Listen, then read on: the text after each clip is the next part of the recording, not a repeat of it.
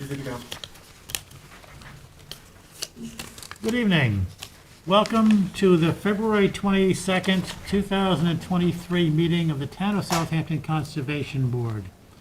In accordance with the Town Board's adoption of Local Law Number 14 of 2022, the Board's meetings are now being held both in person here at Town Hall and via video conference through Zoom webinar. The link to participate in this meeting via video conference can be found on the town's website at the Town Clerk's Agendas and Meetings portal. If you do not wish to join the live meeting, you can still watch the live stream video, and you can also submit written comments for the public record through the town website. The Zoom webinar is being moderated by CTV. If you are attending this meeting via Zoom and you wish to speak during the meeting, then please type in the chat box so that you would like to speak and which application you are here for. So then our CTV moderator can let you in at the appropriate time. As a reminder, to all applicants, agents, and members of the public who wish to speak at the meeting, please state your name and hamlet of residence for the record. Thank you.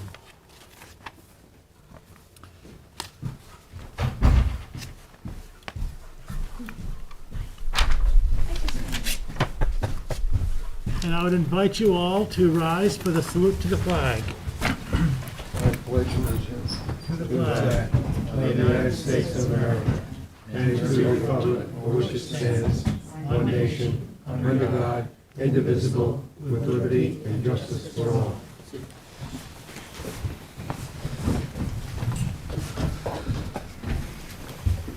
What is your pleasure on the minutes of February 8th, 2023? Will they be accepted as presented? All in favor? Aye. Opposed?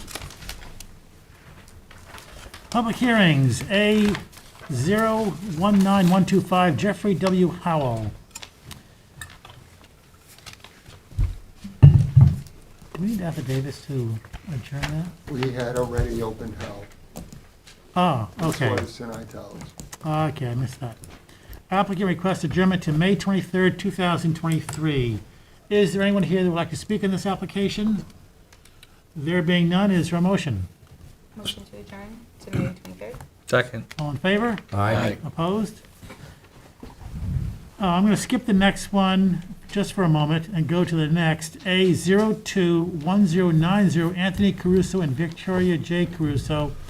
This is an application that is being withdrawn, so we don't have authority to open it. Later in the agenda, we will be passing a resolution to withdraw that application. Now we'll go back up to A021084, Judy P. Gallagher at 39 East Beach Drive, North Sea. This application is very similar to and next door to the last public hearing, which is A021085, Sai Katarpa at 41 East Beach Drive, North Sea. So we're going to open these together and listen to the testimony for both because they are virtually the same in most of their aspects. And for those parts that are different, they'll be noted. And do we have affidavits for these? Yeah, Okay, yeah, you do have, okay. the board does have jurisdiction. So we have jurisdiction. Judy, would you like to present the application? Sure. I'm a familiar face. Judy Gallagher, 39 East Beach Drive. We have had an application in to install a row of boulders to protect my property. We have severe erosion problems. They've been temporarily mitigated because the channel, Wooley's Pond, was dredged, and we were the lucky recipients of some sand. But this has happened for, I want to say, 30 years, and it doesn't even last us 6 months. I have sand now. I probably lost 40%. By the summer, I will have next to nothing. I really, I've got pictorial history that will show that this never lasts. So, is there more you need to tell me about, I need to tell you about the application? Some of us were here a few years ago when you testified on this application earlier. Yeah, it's not And- different. I think maybe a couple of you may not have been here. So there's going to be a lot more testimony to receive on this application. Let's pass out some of these pictures. The pictures actually say a lot. It's an application not unlike others that we've heard in other parts of the Peconic Bay and Noyak Bay. Pass them around. And I can, when I give testimony, I can speak to those photos. as Okay. they've been prepared Okay. on my office. So Judy, that's fine for now. We'll get a lot more when Marty speaks, and you'll have a chance to speak later too. To speak, okay. I want to mention, you probably know this, I speak for Mr. Sarkozy at Catarpa as well. He's my next-door neighbor. So anything that, I'm talking about goes for the two of us. And you're right, this is the same thing we've been working on for years. Thank you, Tom. Yes, the last time you were here, the water had moved up underneath Cy Catarpa's deck. Yes. And it was Absolutely. pretty close to your deck at the time. Now it's not quite so bad because of that dredging project. Because of the replenishment. But the that- dynamics of Peconic Bay remain.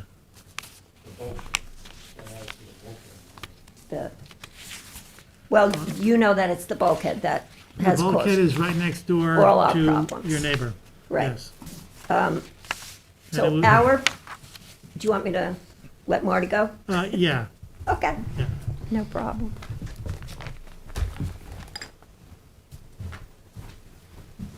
Good evening, Marty Shea, Chief Environmental Analyst for the town. As indicated by the applicant, you have two applications before you tonight for abutting properties.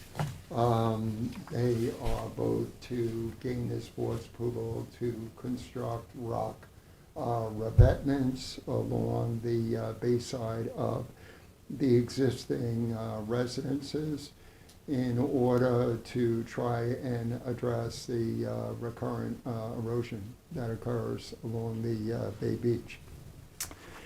Just to put these applications into perspective, I'm going to hand out a photo that we printed today using Near Map.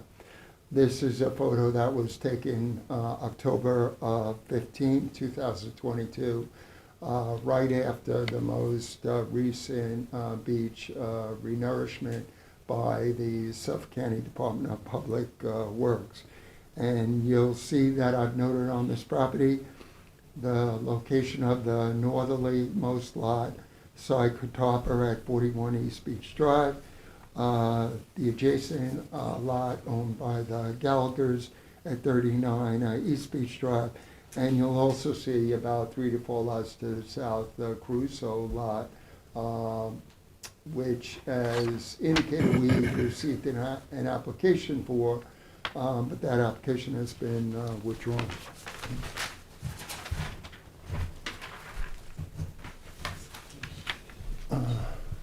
One of the near map photos is a close-up of the subject properties. The other photo pans out to show these properties in context of the larger bayfront. There are two preliminary advisory reports on file. The report for Cy Catarpa is dated December 19, 2022, and the report for the Gallagher parcel is dated January 4, 2023. These are very lengthy reports that speak to the history of these properties, the characteristics of the area, the the erosion that occurs along the Bayfront beach. There is a summation of various practicable alternatives that the applicant had a former agent consider, and then there are recommendations in the report with respect to moving forward. What I'm going to hand out next are the site plans that got submitted by the applicant. One for the Sai Catawba property was received May 10, 2022. The second for the Gallagher piece was received May 4, 2022. These site plans were prepared prior to the recent beach renourishment. The applicant had indicated that they had ordered updated surveys and were going to forward revised site plans as needed, but we have not yet received any updated drawings.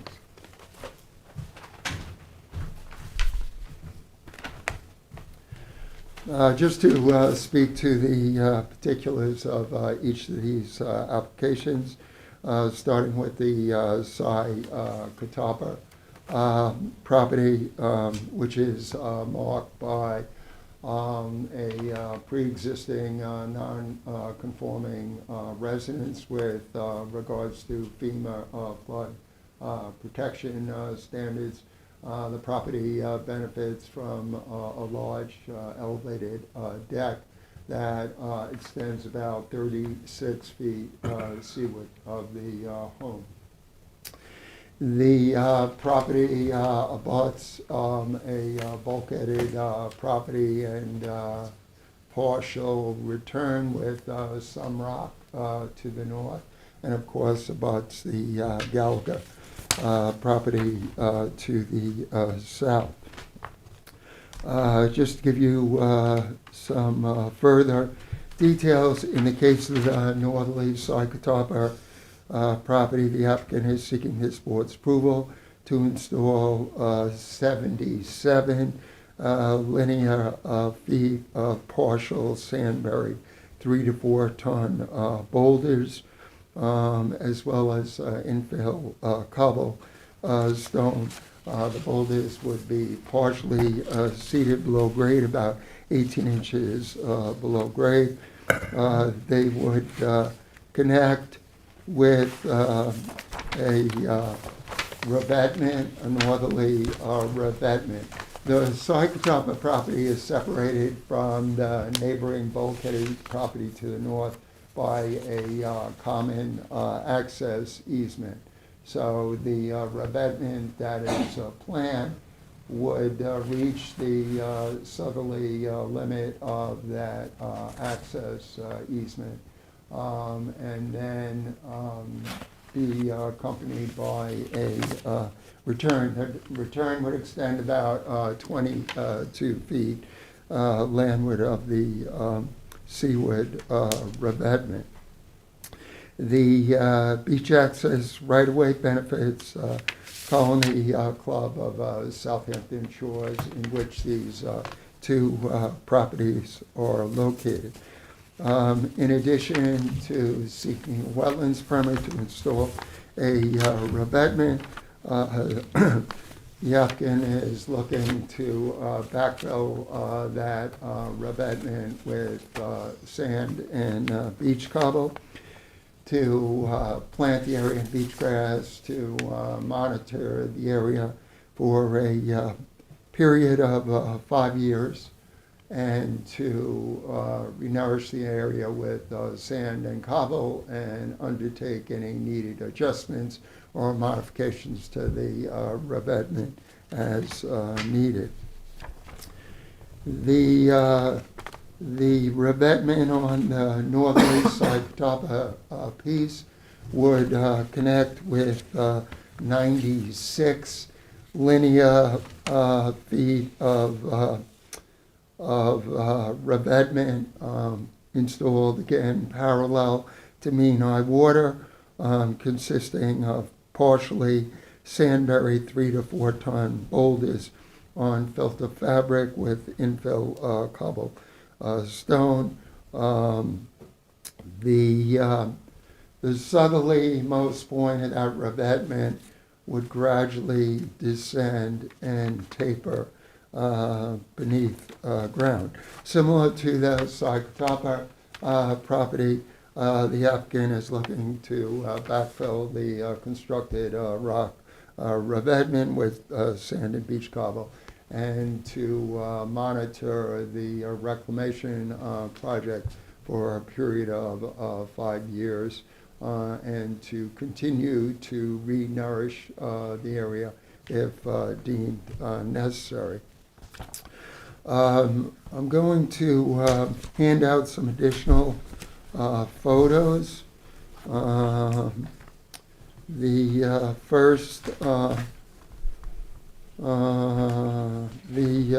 photos were taken by my office in the latter part of 2022 to show the results of the renourishment.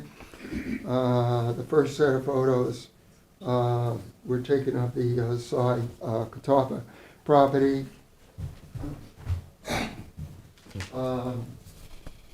In these photos, you can see a significant sand beach, seaward of the large deck that has since eroded close to the existing deck. The existing deck is supported by wood posts.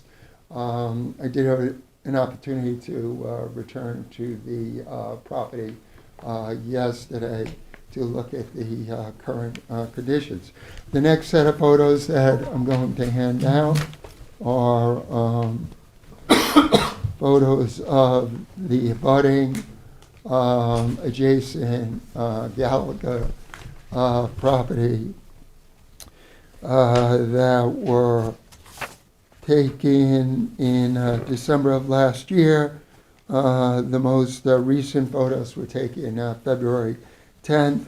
And in these photos, you'll also see the Southampton property. In the February 10th photo, will show you the escarpment and what remains of the renourished beach on the Southampton property, and then shows that the beach extends further seaward in front of the Gallagher residence.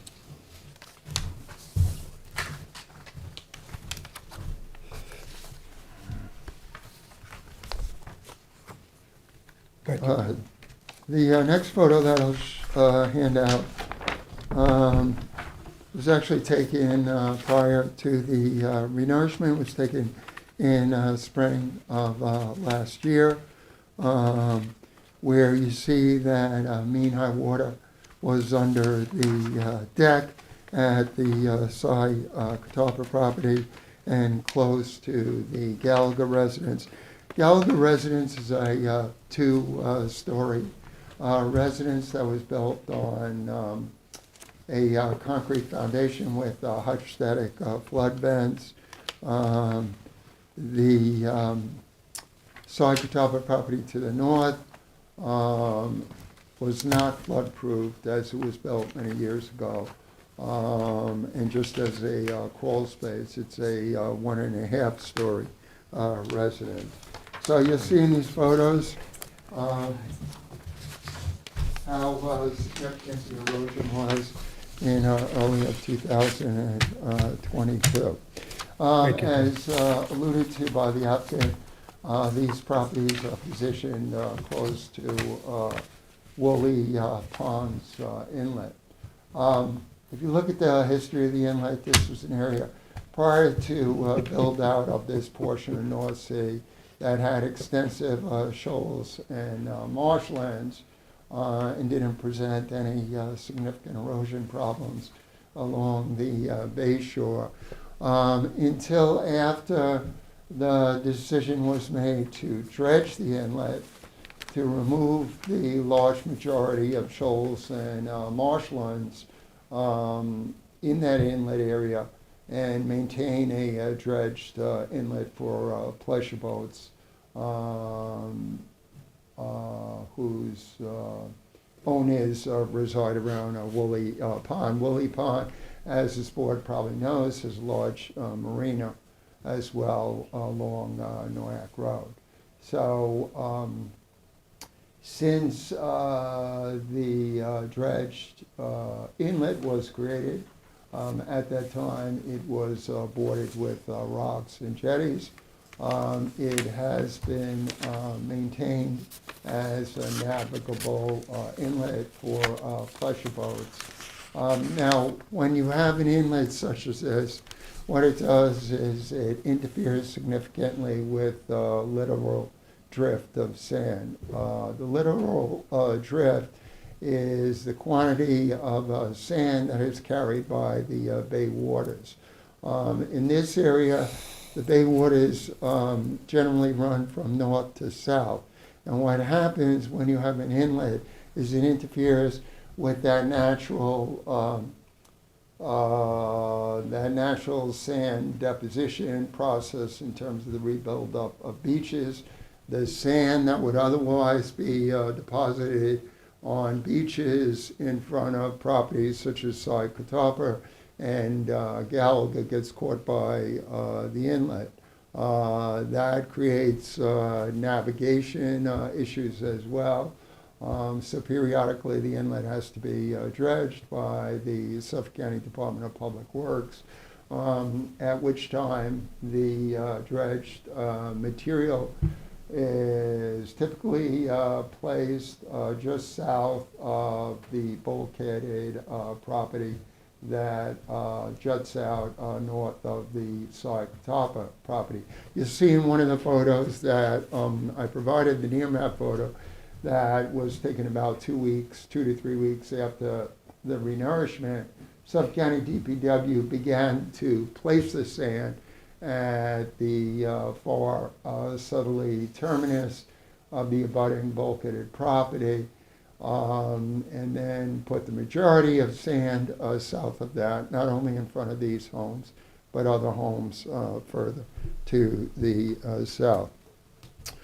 Although Suffolk County DPW has a history of periodically dredging the inlet when the shoaling presents a navigation and safety issue, there's no rigid schedule that they follow. So one of the concerns that landowners such as Southampton and Gallagher have is that although they know that the Department of Public Works will periodically renourish the beach, there's no set time frame as to when they are going to do that in the future, because that dredging and renourishment is not necessarily dictated by the degree of erosion on these bayfront and developed lots. It mirrors the shoaling of the inlet and the occurrence of boat navigation and safety issues. Just to turn to the preliminary advisory reports a bit more that are part of your record that hopefully board members have had a chance to read. The report provides an historic account of the area, similar to the summation that I just provided. Indicates that formally the applicants had received a conditional approval to place some boulders on the property. However, that approval was conditioned upon the applicants coming back with engineered plans and revised surveys. Due to difficulties in getting DEC approvals, the applicant never followed through, in providing those engineered drawings and surveys. And so the conditional approval, which is only good for 3 years, expired for both of the lots. So the report speaks to that history, also speaks to the initial review of the application. These actions are classified as unlisted actions pursuant to the State Environmental Quality Review Act. So the applicant was asked to, in a sense, provided environmental assessment forms for these properties, because the board will at some point need to make a seeker determination regarding these applications. The notice is incomplete applications. Among other things, it asked for the applicant provide a detailed analysis of practicable alternatives to revetment as required by the wetland permit issuance standards set forth in Chapter 325. The report speaks to the potential adverse impacts to wetlands that can result due to the construction of revetments as well. Some of the alternatives that the applicant spoke to in their submittals was, of course, no action as required by seeker,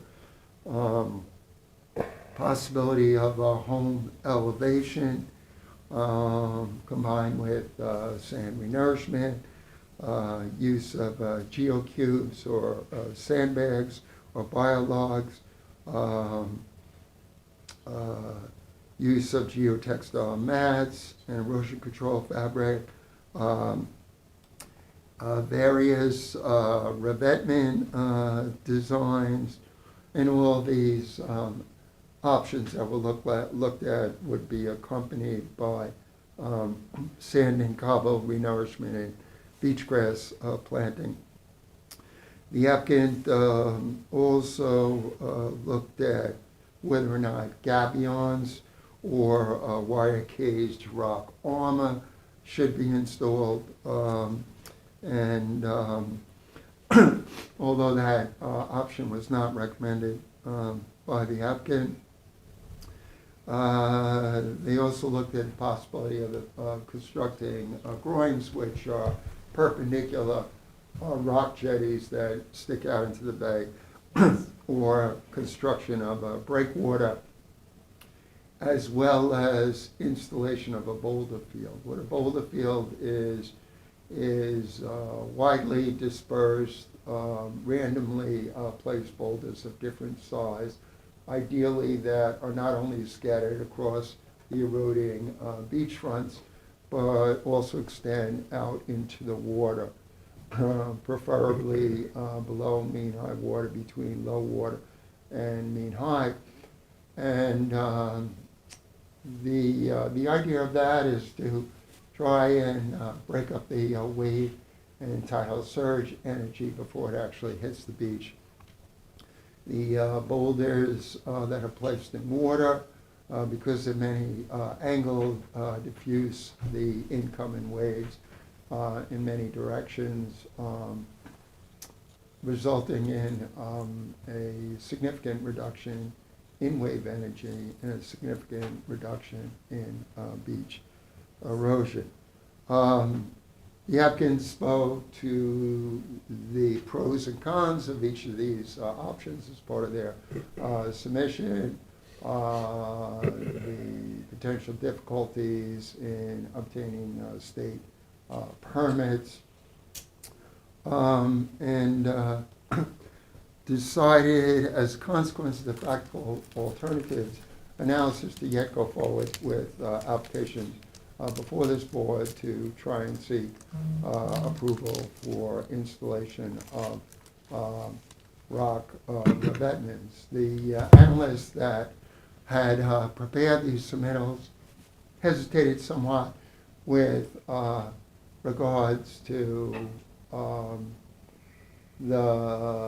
speaking to the likelihood of success of the rock revetments, and indicated in her view that while the rock revetments might provide some short-term beach stabilization and erosion control, in the long term they were less likely to succeed.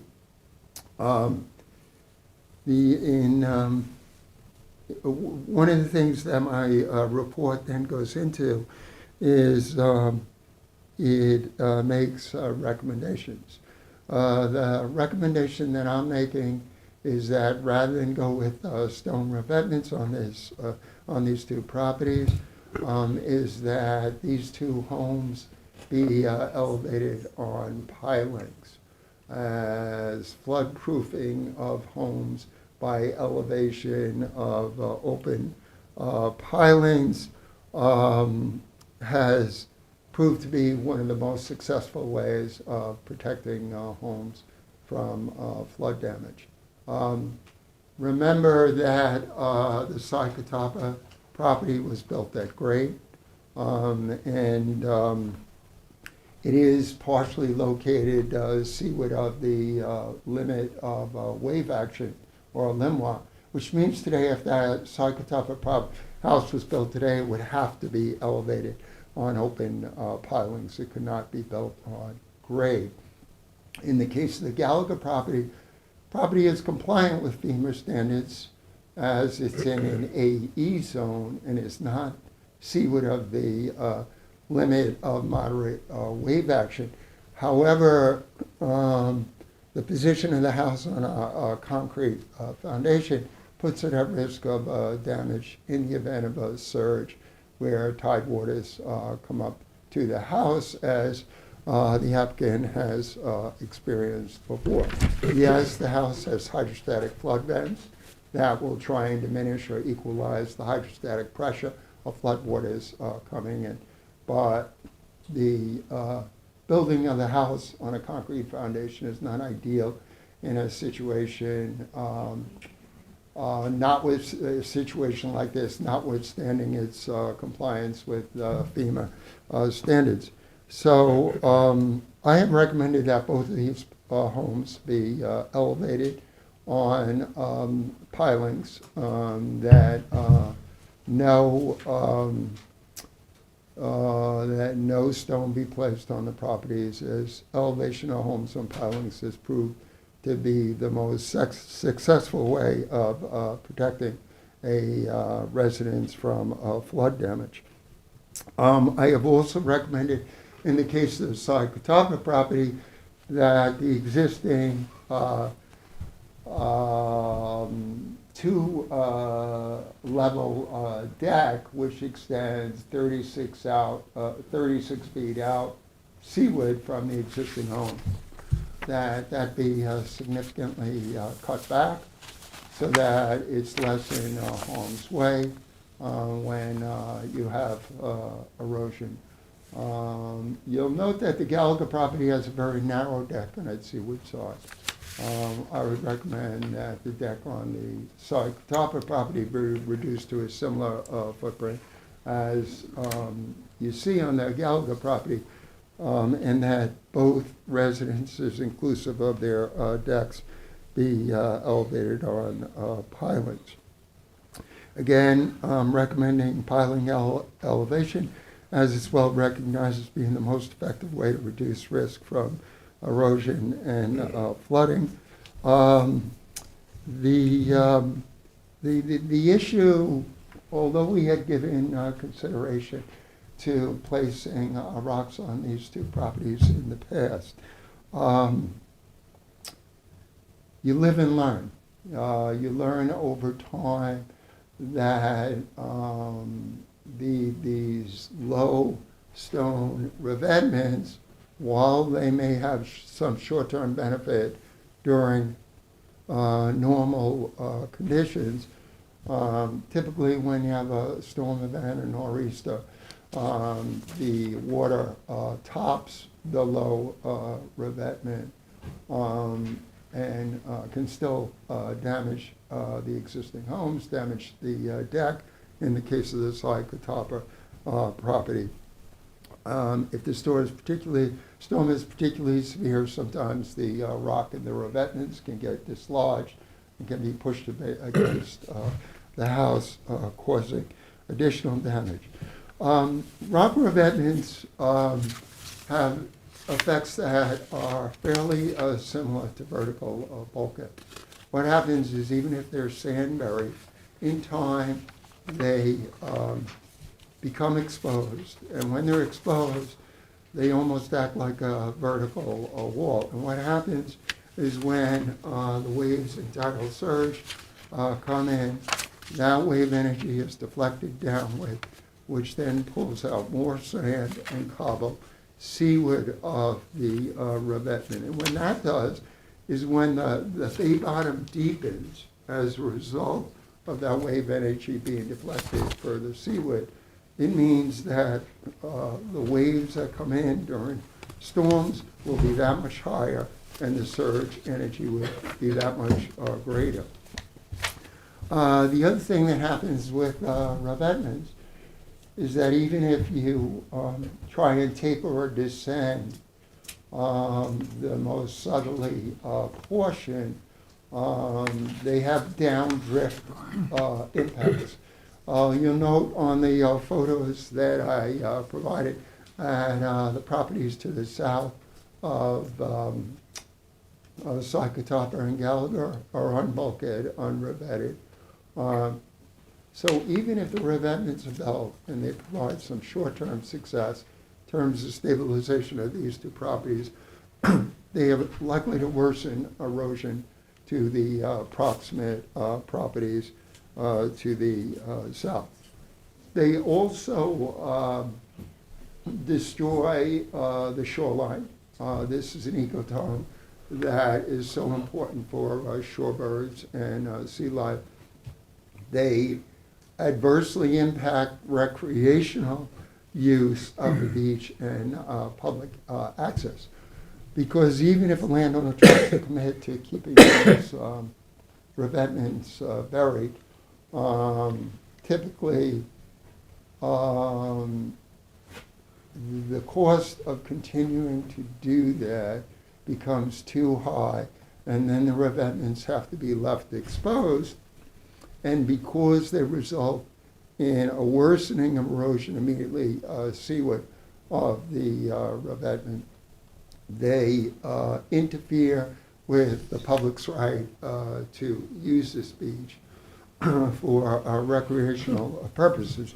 Again, as I indicated earlier, remember that the Colony Club of Southampton Shores, the community that these properties are located in, they have access rights to use this beach. And there is great concern that if revetments are constructed on these two properties, because they border that most northerly community access easement, that they will interfere with the public's continued access to the beach and right to use the beach.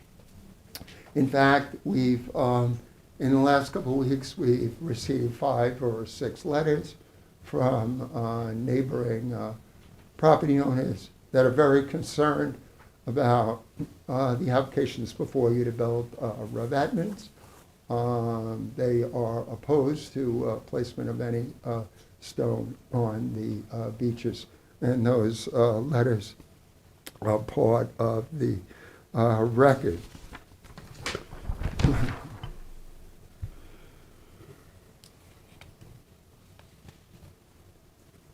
So some of the things that I asked the applicant to do, even in the interest of further looking at practicable alternatives, is to have an engineer, a structural engineer, look at these two homes and see if they can be elevated without demolition and reconstruction. We have yet to get an evaluation from the applicant, from a structural engineer. Notwithstanding the periodic renourishment of these beaches with dredged material from Wooley's Pond Inlet, the erosion issue is going to come and go on these properties. I do not believe that rock or stone revetments ever provides a good long-term solution to these types of dynamics that you have going on here. The elevation of the home, of course, would be coupled with periodic renourishment of the area with sand and beach cobble. We recommend that that cobble sand mix be comprised of nearly 75 to 80% cobble as opposed to sand. Because of its greater weight, it has a greater stabilization force than just sand. But I'm very concerned about the potential adverse impacts to wetlands that would result from the installation of revetments on this property. Not only the impacts to wildlife and sea life, the impacts in terms of changing the dynamics of erosion, the interference with continued recreational uses of these beaches. If a home is properly elevated, inclusive of the deck, yes, if there is a hurricane event, of course you could yet have wind damage to the home, and you could lose sand as a result of the floodwaters coming far into the property. But if the home is raised properly, the damage to the homes in the future when you have these events are minimal. I don't think that the applicants can afford to just wait on the Southampton DPW to always renourish the beach at the right time. But I don't think that stone revetments are the way to go. I think these homes need to be elevated on pilings. This in East Beach Drive, if you know the area well, basically it's a sand spit that was developed years ago. So it's an area where it's natural to have erosion come and go, to have shifting sands. And when you have a home in a location like that, the best way to protect that home is to raise it up on pilings. I don't believe that, notwithstanding the significant erosion that occurs along this Georgia beach, I don't think the erosion would ever continue, curl all the way in and continue up to East Beach Drive.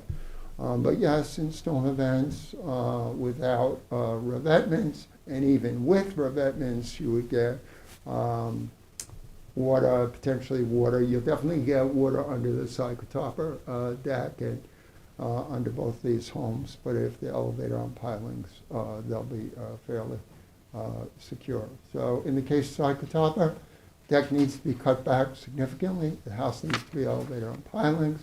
In the case of Gallagher, the house needs to be elevated on pilings, and both landowners need to make a long-term commitment to periodic sand replenishment. I had issued separate administrative wetland permits to allow them to bring sand to these properties whenever that sand becomes available.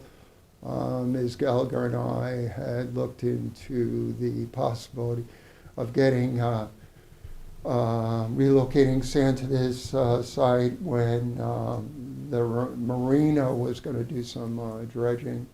It didn't work out, but in the future, that's one of the possible sources of sand. Now, one of the neighbors did consider whether or not the right direction for property owners to go in this area is to create a special taxation district, to create a beach erosion control district, whereby homeowners would be individually taxed Those monies then would be utilized for the renourishment of the beaches with sand. That option is not off the table. My understanding is not sufficient interest in that option at this time, but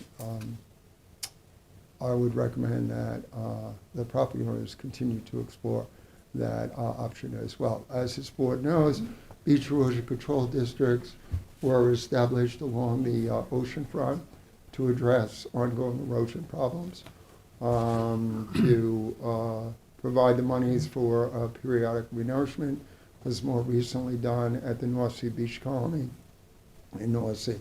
So that's another option that they should continue to explore. So right now, the applications are somewhat incomplete because the site plans that you're looking at are not reflective of existing conditions. It's unclear as to whether or not the applicant is having the properties resurveyed, whether or not they're going to explore hiring an engineer to come in with a modified design for the properties. When asked, I recommended that they hold off on that to see what this board's reaction is to these applications. So there is a lot more information in the advisory reports. Again, I recommend that the board members read them, unless board members have questions at this time. That is the completion of my initial testimony. Thank you. Thank you, Marty. Judy, do you want to respond to anything? Thank you. My house is barely 10 years old, and I was given, permission and permits to build it at that time. Now I'm being asked to raise my house. Well, that to me is an admission that there is a serious problem in, my location. And my house sits on sand.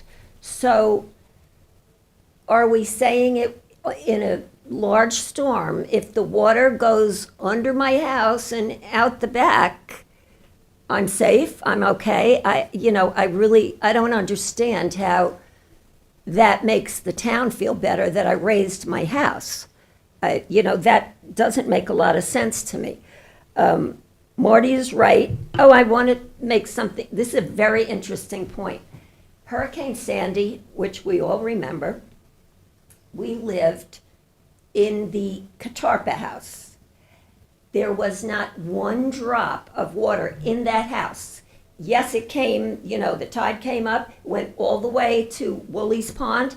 That house sat high and dry. I didn't even lose cable TV.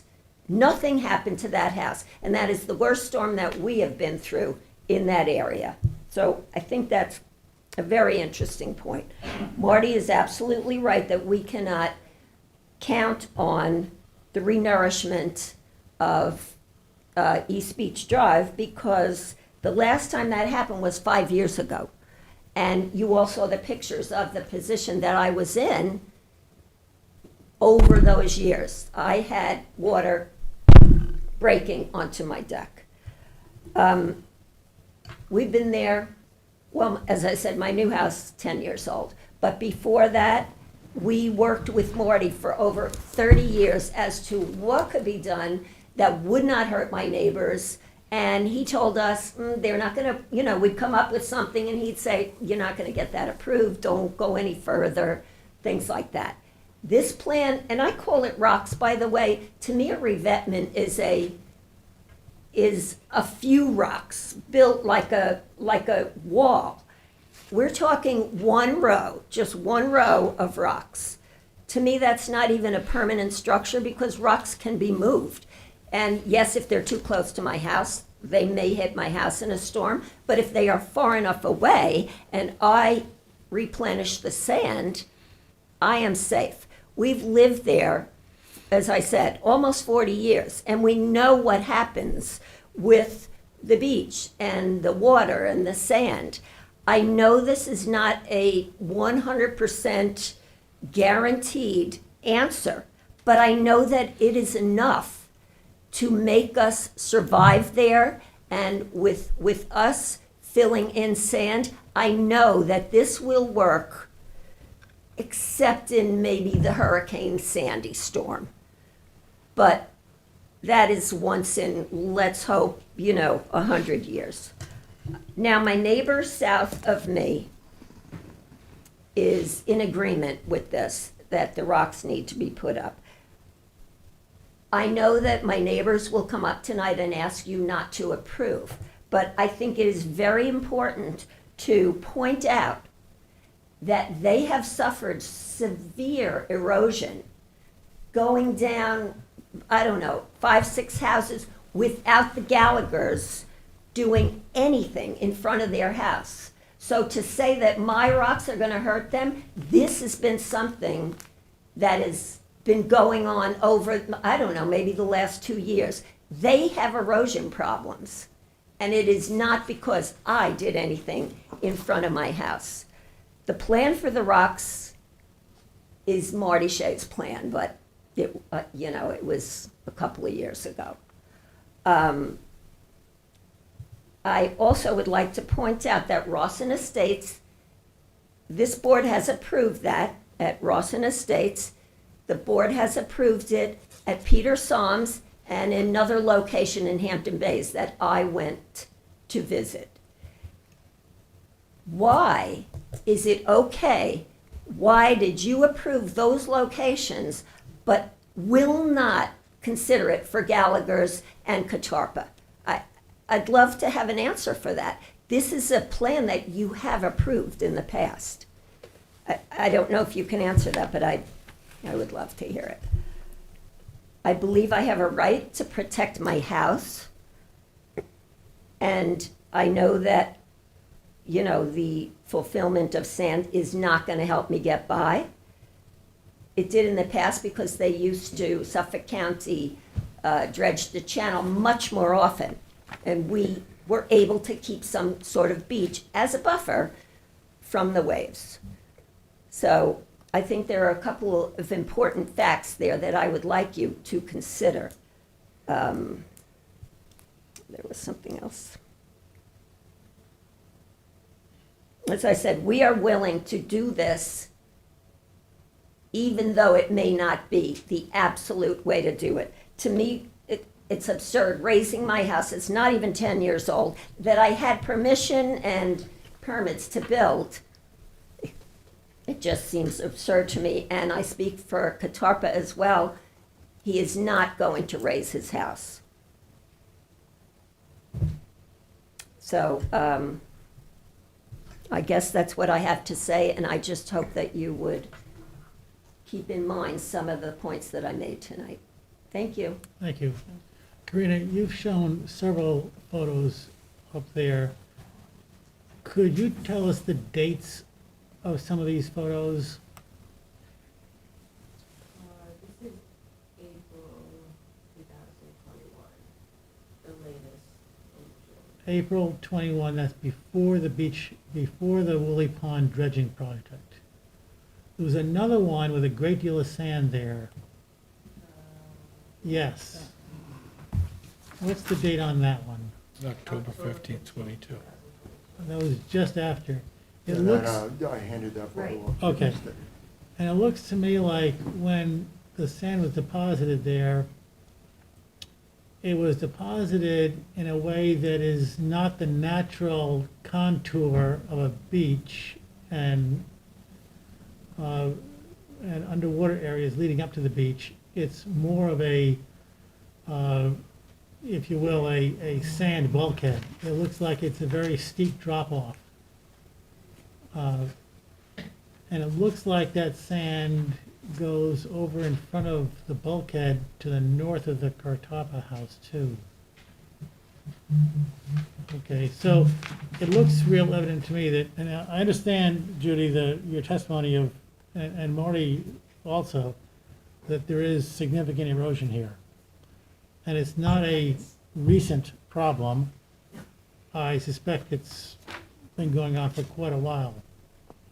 Now, what impact do you think that the bulkhead 2 houses to the north of you is having on It this has erosion? 100%. You have to be up to microphone if you're gonna Sorry. speak. That bulkhead destroyed my property. We had, at the time we were in the Catarpa house, we had 125 feet of sand straight out.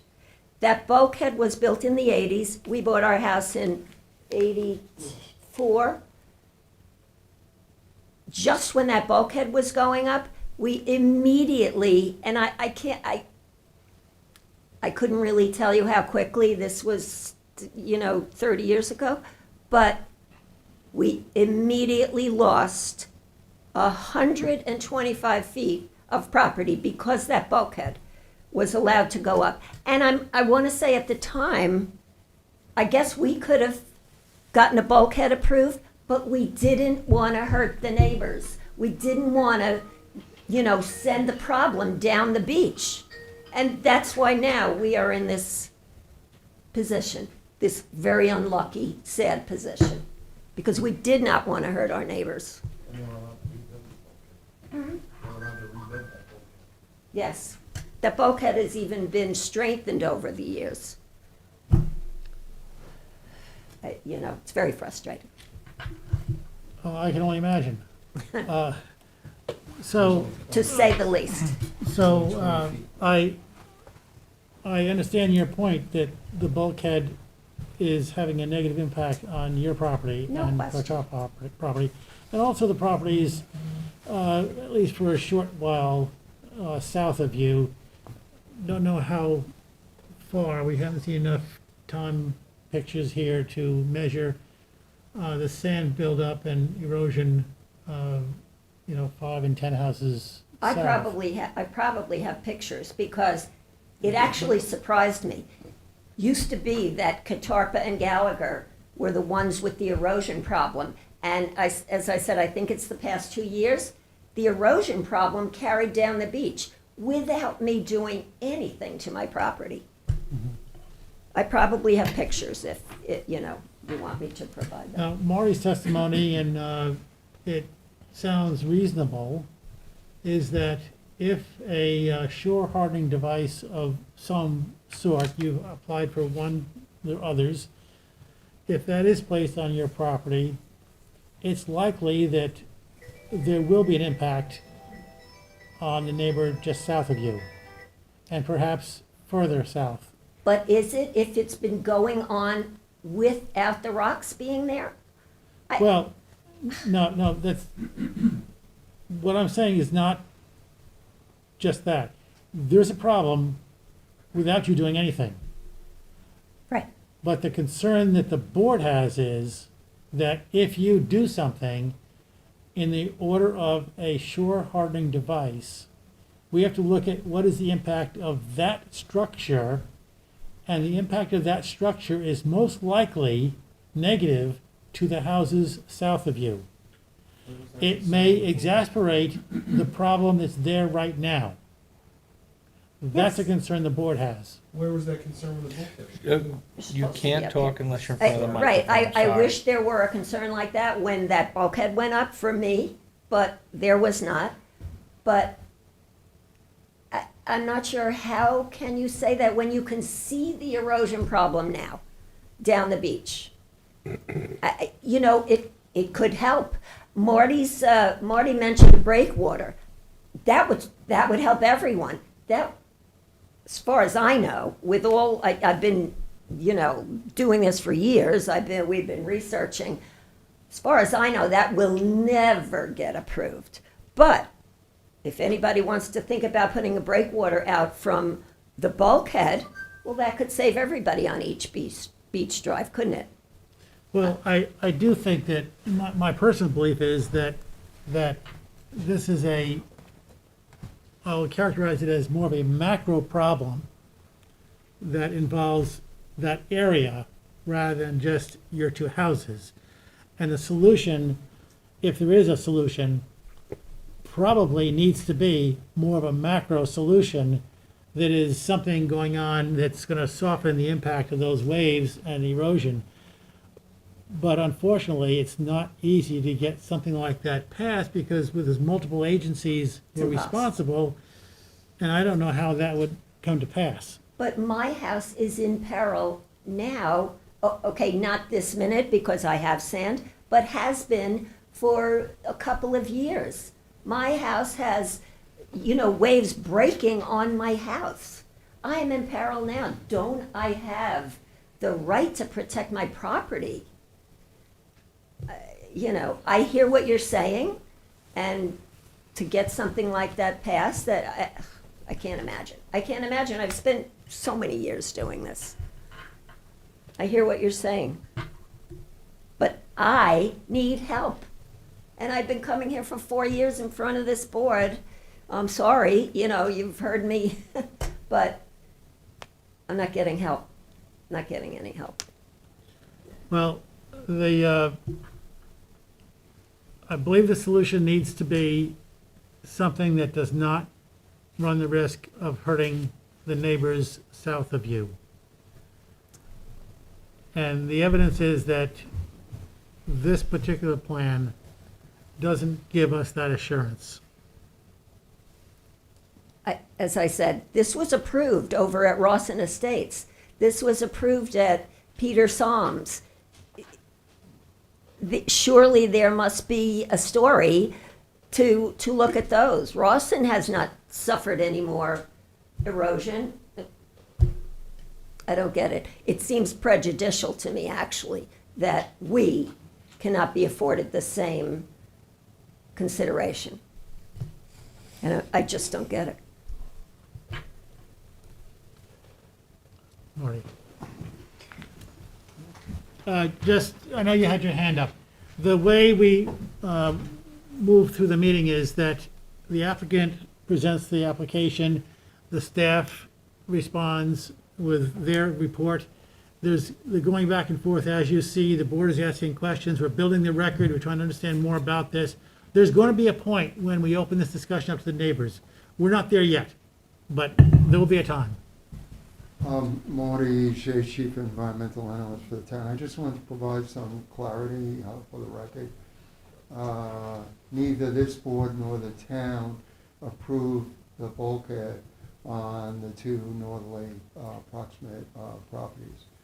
Those bulkheads were in all likelihood approved by the New York State Department of Environmental Conservation and the Army Corps of Engineers, potentially the Southampton trustees, however, I can't vouch for that.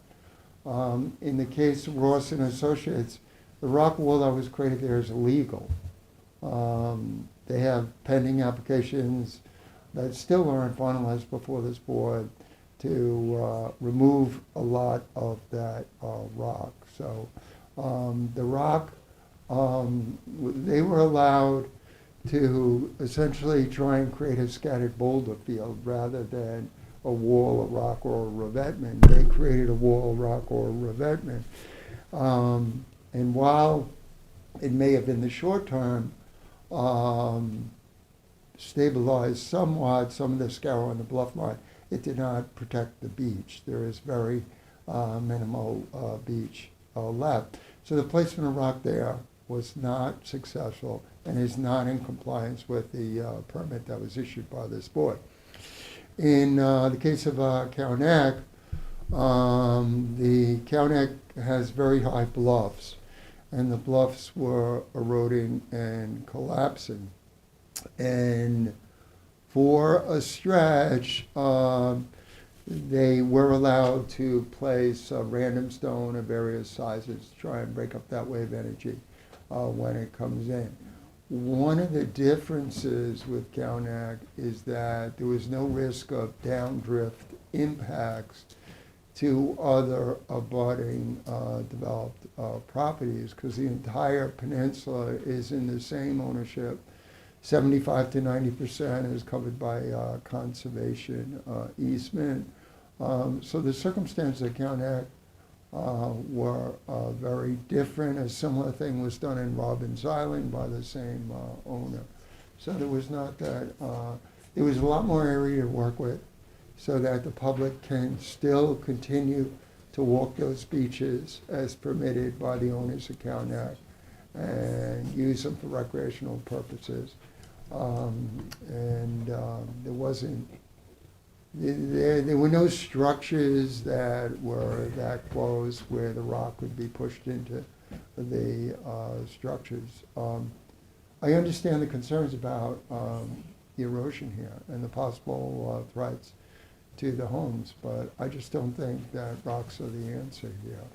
I think we've learned through experience that in these cases, rocks are not very effective. They may, under normal conditions, and even a small to moderate storm, provide some stabilization and protection, but in the largest storm events, the water is likely to go right over those rocks. Some of those rocks are likely to get dislodged and shift. Even the applicant's former agent, who I understand may no longer be involved in this project, she had cautioned the applicant with regards to whether or not the rocks would be successful in achieving the applicant's desired goal of stabilizing and securing the property, and offered that in the event that the applicant did gain this board's approval, the place rock should be combined with elevation of the homes.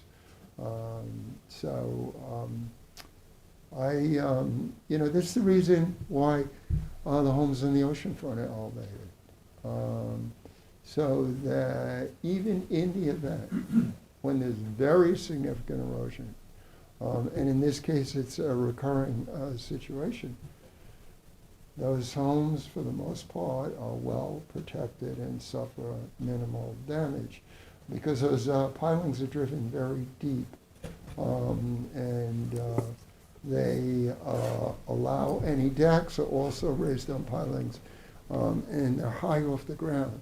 So if the waters come up that high, they'll go under the house and recede naturally without significant damage. So I think, just in the interest, I don't want to recommend in favor of something that's going to be costly for the applicant, then I don't think it's going to work.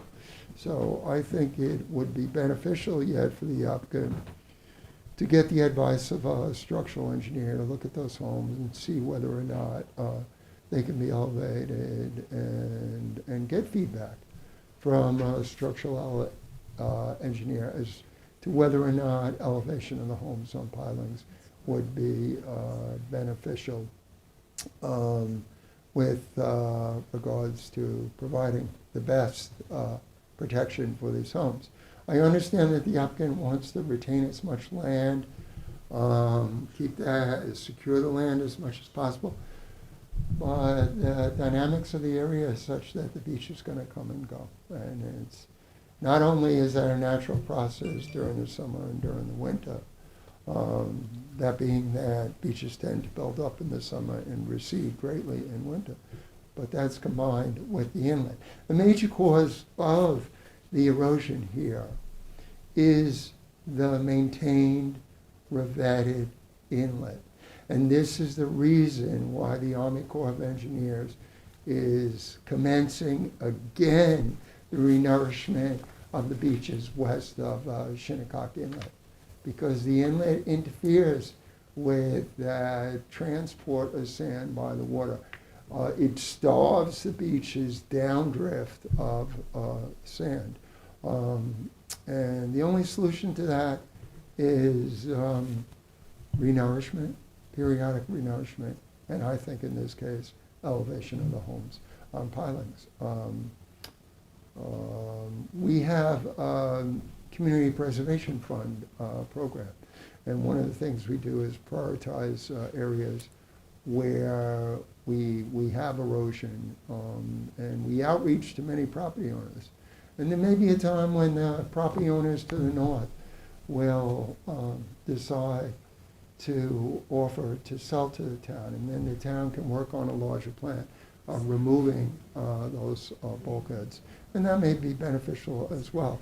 So the bulkheads are likely a factor in the erosion, but they're not the primary cause of the erosion. The primary cause is the continued dredging and maintenance of that inlet, which interferes with the natural transport and deposition of sand. And obviously, that's not going to stop. So we need to look at options in terms of soft solutions. We already have concern with regards to the hardening of the two properties at the mouth of the inlet and whether or not they affect us in the erosion. So I think the last thing we want to entertain is additional armoring of properties in this area. Thank you.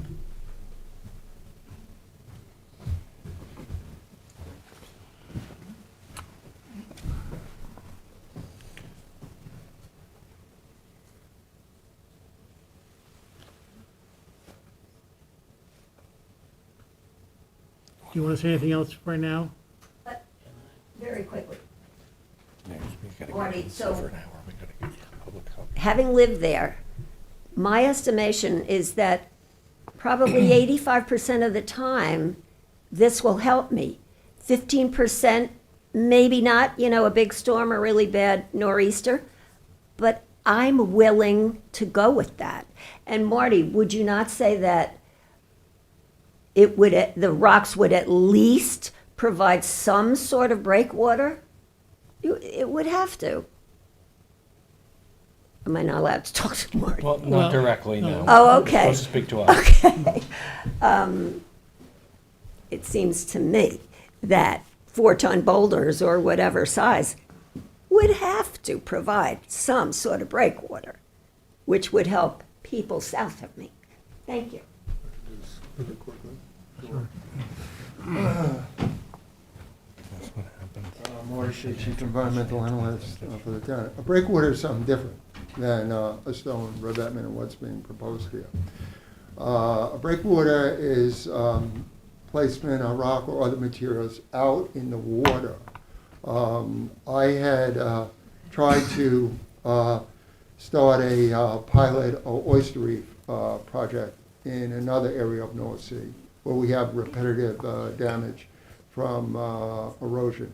And the way that's done is you put essentially you submerge concrete mounds in tanks where you have oyster larvae that attach to those domes. You place those domes in the water in a honeycomb configuration, and you begin to bring in, if there's a lot of food in the water, if the productivity is high, you begin to bring in other oysters. And what oysters do is they attach to existing oysters and then gradually build a reef.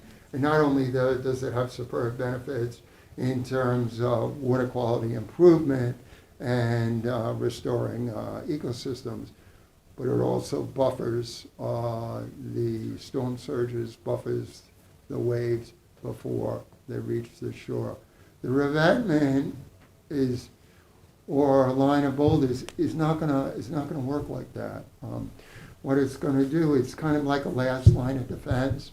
So you're still gonna have those tides that come in and smack against that thing and just pull more sand and stone away, only aggravating the situation.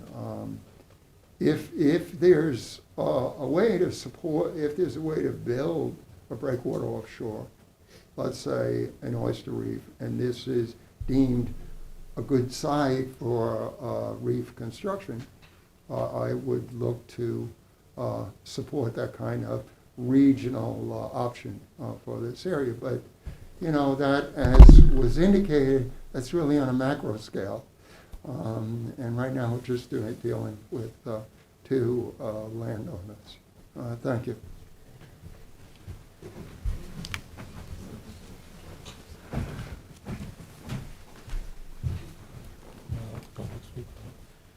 Is there someone in the public who'd like to speak in this application? Yes, sir. Yes, Would you like to come on speak up. in this?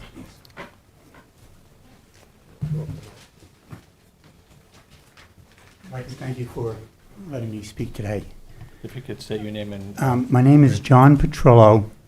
My wife and I own the property at 31 East Beach Drive, just a few doors down from the two properties that are under consideration. I strongly oppose having a stone revetment or any form of beach hardening on the beach at 39 and 41 East Beach Drive. My family has been fortunate enough to live on and enjoy this magnificent crescent beach for 5 generations. I myself have delighted in its natural beauty for over 70 years. I have witnessed the sands ebb and flow, shift and migrate as nature demands of it. The beach has benefited from multiple beach replenishments and withstood multiple hurricanes. And all through this time, no houses have washed into the sea. The beach has maintained its natural, organic splendor, and it has done so without revetments. I would like to tell you what I believe and what I know about our lovely beach. I believe that those of us who are fortunate enough to live on this beach are not its lords and masters who can do whatever we wish to permanently mar or change the eternal magnificence and natural beauty of this pristine beach. I believe we are merely temporary trustees who are obligated to preserve for future generations what we have been so fortunate to enjoy ourselves. This beach is organic. Its shifting sands are how it breathes. We should enjoy and not fear its life cycle. I've told you what I believe. I'd like to tell you what I know. I know that the channel at Willie's Pond periodically silts up, as we all know, hindering boat traffic, and that the channel has to be dredged. And this dredging has always been used to refurbish the beach on East Beach Drive, including 39 and 41 East Beach Drive. This happened this last year, as we know, and I've seen it happen many times in my lifetime. There is no reason to believe that this will not continue in the future when necessary. I also know that placing a stone revetment on a beach prevents the movement of sand, for that's what it's engineered to do. But that has negative consequences for its neighbors. When a beach is prevented from allowing its natural ebb and flow at one location or one property, the adjacent beach continues to move. In heavy storm conditions such as nor'easters or hurricanes, the water flowing in eddies or whirlpools coming off the edge of the revetment causes excess beach erosion on the adjacent property. We have seen this happen with the extreme beach erosion adjacent to the bulkheading of the last 2 properties at the eastern end of the beach. While that was and is horrible, the solution is not beach hardening. Beach hardening is what caused the problem to start with, which is the bulkheads. If we have a revetment, if I have a revetment, then what my neighbor is forced to endure is excessive beach erosion on his property. Or he or she can build a revetment also.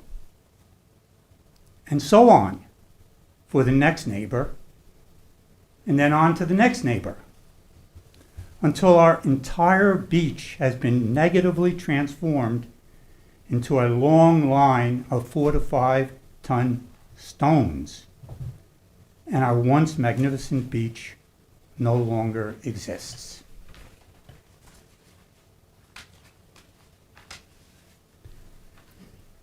This would be a disaster for the beautiful beach that we love so much. Please reject this proposal, not for my benefit alone, but for the preservation of nature and for the wonder and enjoyment it brings to future generations. Thank you. Can you sign in, please? Sign Can you in? sign in? Yes, I'm here. Yep. Yeah. Thank you.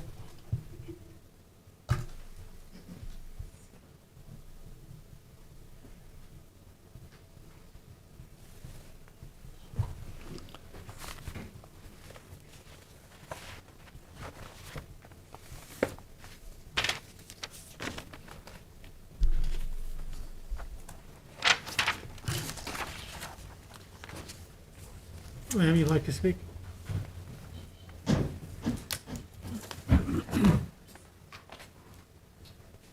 My name is Mary Topping. I own a property in Southampton Shores, and more anecdotal than probably scientific, but as youngsters growing up in Southampton Shores, where I spent every summer of my entire life and now live year-round, we spent many days along the shoreline of East Beach Drive. As teenagers, some were known to go down there for a smoke. We spent many hours snapper fishing and crabbing off the marshy Fiddler Crab Beach. Mussel bogs were at the end of the road. The beach and the bog withstood a number of hurricanes that occurred in the 50s, the 60s, and later. And here I'll give my age away. Among them were Carol, Donna, Agnes, Belle, Gloria. Houses were lost, shingles were lost, roofing was lost, boats washed off the beach, but no houses were lost in all of that. The beach survived and it replenished itself in each case. And I remember as a kid walking on the beach in those hurricanes. My dad was the president of the community for many years, and he and a number of other residents vehemently objected when the oversized house, number 49, was to be built at the end of the road. Unfortunately, the residents lost the battle and the house was built. As my dad told me later, the town inspectors never even went out to the property to see what the impact of this building would be. And I have that somewhere in my basement in his records. The house was built, a bulkhead was installed, and later on massive rocks were placed. We and other residents were therefore and subsequently denied access to this area. My kids can no longer go down and fish down in that area. They can't dig oysters or mussels or whatever. As a result of the hardened shoreline, the waves were no longer absorbed by the shore, but instead pulled the sand out into the bay, carving a notch in the beach to the west, or I guess it's really more to the south. So that neighbor too installed a bulkhead. And the process continued. If this continues and the hardening of the shoreline by bulkhead rocks or whatever moves down the beach, all the beaches will be threatened.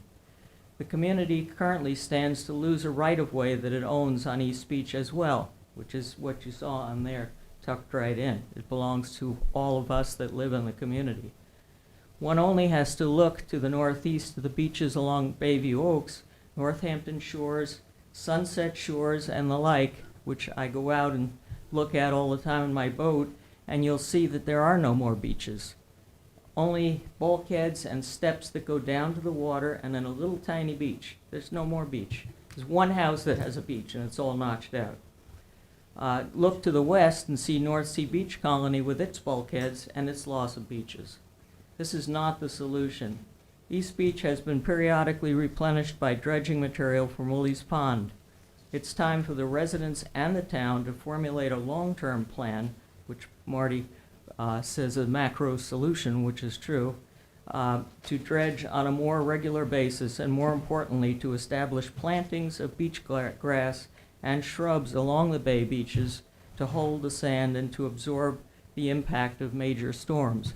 And I can tell you that I won't tell you exactly where it is, but I've picked beach plums all along in front of John Petrillo's property. Those beach plum bushes have been there since I was a little kid. They stay there. The sand comes up, the water comes up, they hold the beach.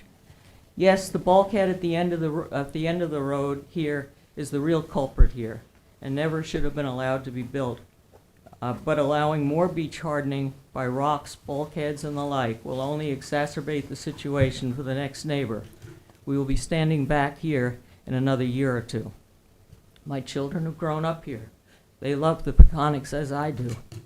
My daughter majored in environmental science. She loves sailing. My son is a marine biologist and is the Peconic baykeeper. Their children, too, relish the opportunity to walk the shoreline, unimpeded by bulkheads and rocks. Let's hope it can stay that way. Thank you for your attention to this dire situation and your time tonight. Could you make sure and sign in also, please? Sorry? Could you also sign in? Thank you.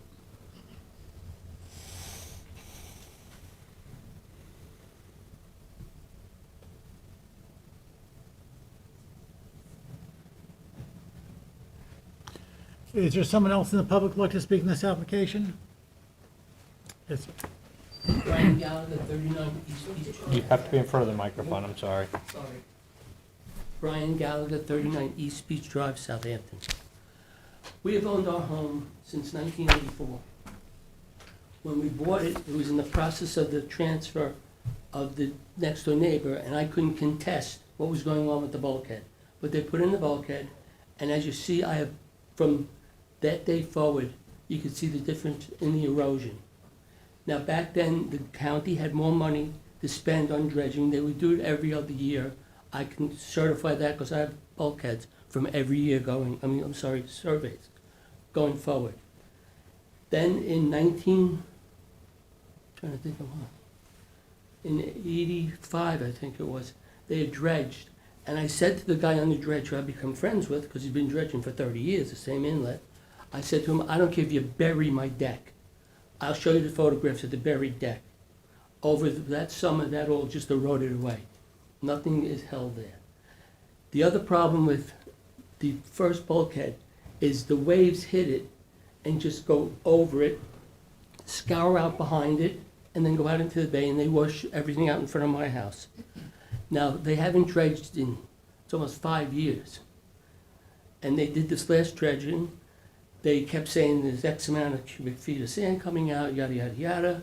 And of course, they did it in October when everybody's putting their boats away, but that's not your decision to make. It's Army Engineer Corps and Suffolk County Waterways. So this year they did it, and they put enormous amount of spoils, that's what we're looking at, spoils.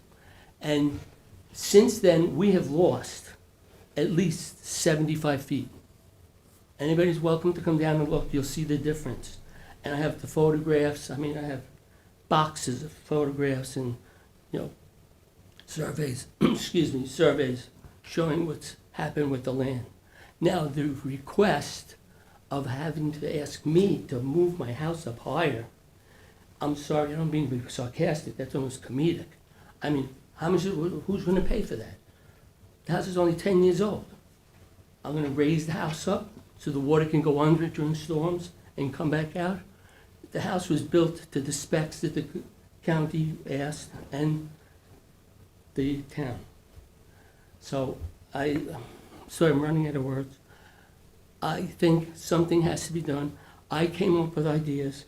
I know more of what goes on down there than anybody else because I've lived there for 24 years now, year round.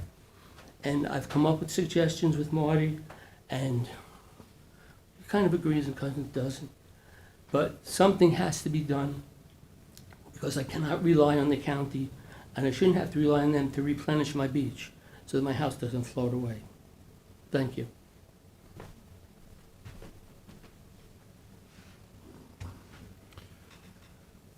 Would someone else like to speak from the town, from the public? Okay. Okay, Let's and I adjourn. assume there's no one on the Zoom? Yeah, we have people on Zoom. People on Zoom want to speak? Yes. Okay.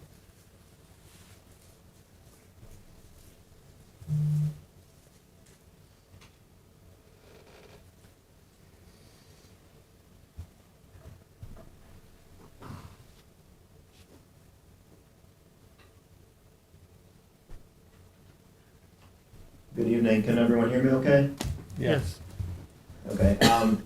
My name is Peter Topping. I live at 54 Turtle Cove Drive in Southampton. I am currently employed as the Peconic Baykeeper and Executive Director of Peconic Baykeeper. We're a nonprofit environmental advocacy organization, but I'm mostly speaking here today as a lifelong Southampton Shores resident. I don't think any of the environmental comments that I've heard so far differ from those that I want to make. I especially commend Marty Shea. I think he did a very thorough analysis of the problems and issues at hand. My issues are that, you know, this same scenario is playing out like we talked about on a macro scale all around the Peconics. We're losing shoreline. And inevitably, anytime we have hardened structures, whether they be a bulkhead or rock revetments, we see the same thing. We see exacerbated shoreline erosion. The property at East Beach Drive, I think, is particularly problematic to put a rock revetment at. One, there is the public right-of-way that the Colony Club of Southampton Shores owns. So that allows Colony Club residents the right to public pass and repass of the shoreline. Once these revetments are in place, there's not really much incentive to maintain them, to keep that sand above grade, which I believe Marty Shea brought up earlier. You know, this is especially going to be true in light of future sea level rise projections, which, whether it's 10 years, 20 years, 30 years, we are going to continue to see this shoreline change. If we do this now, it's essentially a cumulative impact of, with both the properties, 173 linear feet. It's going to create that domino effect, moving, I guess, in a southwesterly direction down East Beach Drive. It's going to force other neighbors to follow suit. And it also creates a poor precedent going forward. I heard the applicant earlier mentioning other properties that had been approved, and it turns into a domino effect when you let one property be approved. Future applicants are going to use that as ammunition. Really, what this area would benefit from is long-term management, a more comprehensive plan. Despite the renourishment efforts that took place this fall and the applicant's worries about losing shoreline, I have seen absolutely no evidence that either applicant has made any effort to put vegetation or be proactive in maintaining that. So I think that would be a really important first step. And also along those lines, I heard the applicant mention that they've been witnessing this going on for 30 to 40 years.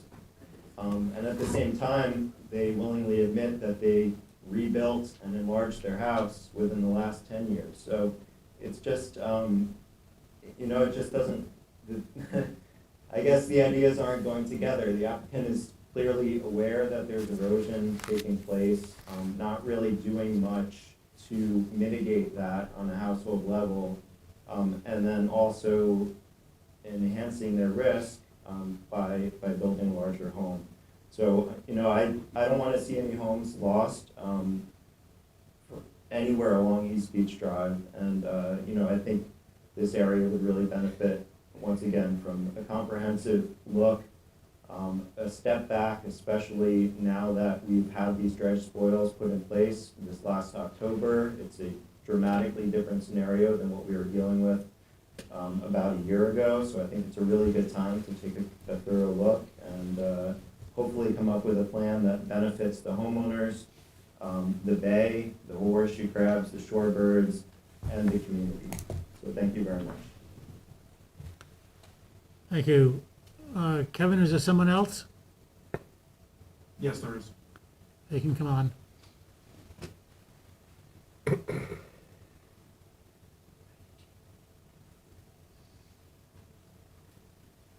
Give me 1 second.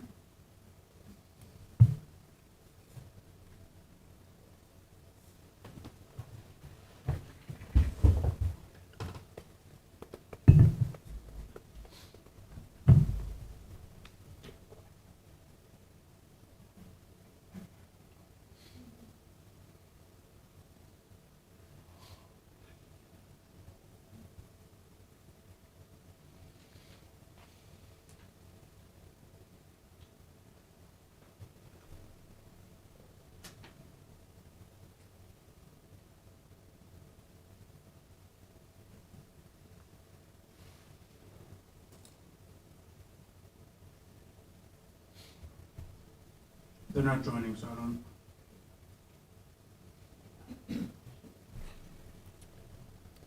Okay. There's only one other person, Kevin? No one else has their hand up. Okay. Well, let's adjourn this. Okay, so it's time to wrap this up for tonight. I just want to summarize what I've heard and move towards the next step. We've heard Never quite, mind, they're here. They're coming now. Hi.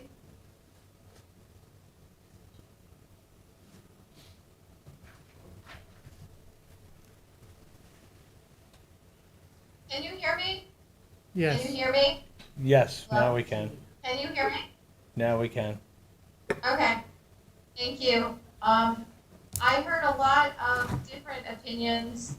All of them were great. And This problem is not going please, away. please state your name Problem for the will come record. back. We didn't hear you say your name, and we know who you are, but Oh, I'm sorry. Agina Rickton, DKR Shores. I was the applicant representing Judy Gallagher, Brian Gallagher, and Sarkozy.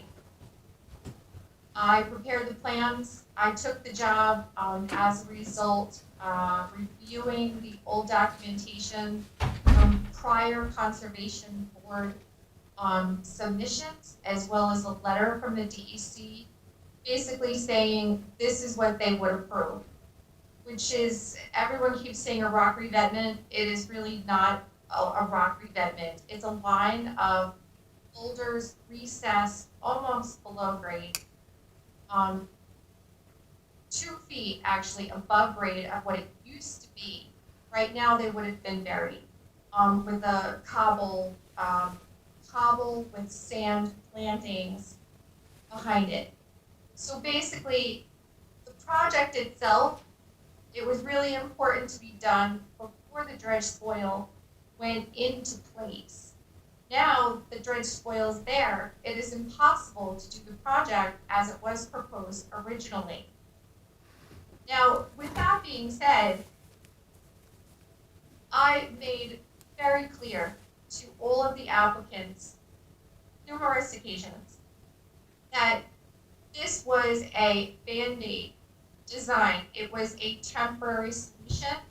As a matter of fact, it was designed so it would not impact either the right-of-way or the property owner to the west, because the boulders actually would have been researched and recessed below each grade.